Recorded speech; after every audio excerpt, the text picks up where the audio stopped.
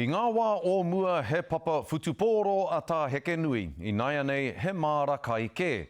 Ko te riwai, tētahi hua whenua I āta whakatōkia ki taua māra e te hunga tūao.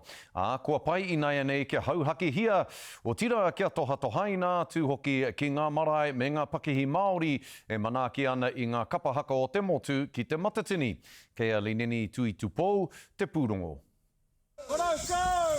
Whakakotahi ai ngā iwi o Taranaki me ngā kai tūao ki te hauhake I ngā taewa, hei whāngai I ngā rōpū kapahaka I te matatini. Hei hononga ki tō tātou ne mahi ki runga I tēnei whenua o tā eke nui tēnei wā ki te whakatō taiwa, nā pura taiwa, I te timatanga o tēnei tau, I te koanga, ki te whāngai I te motu. Nā ko te whenua o tā heke nui tēnei I hauhake ai I nei taewa, he kaupapa e whai tikanga hohonu ana ki te iwi.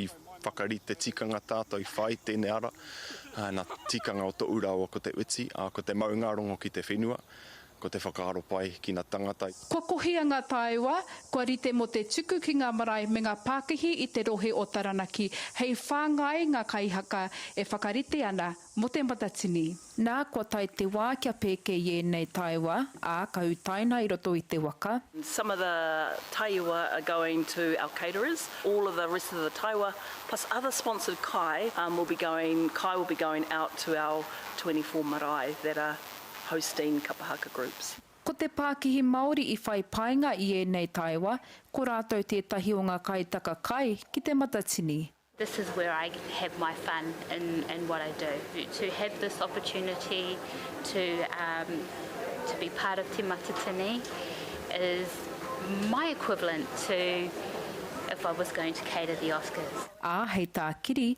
kua rite ia ki te tuku I o nā kai ki tēnei kaupapa nui rawa. I feel like we're actually not doing anything any different to what we normally do. And this is just an extension of being at the pā, but just on a much greater scale.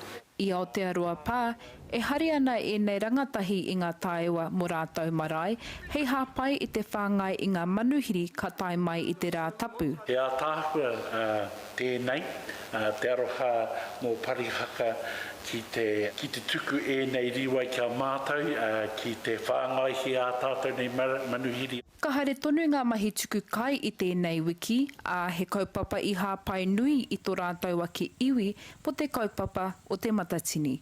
Lineni tui tupou, te karere.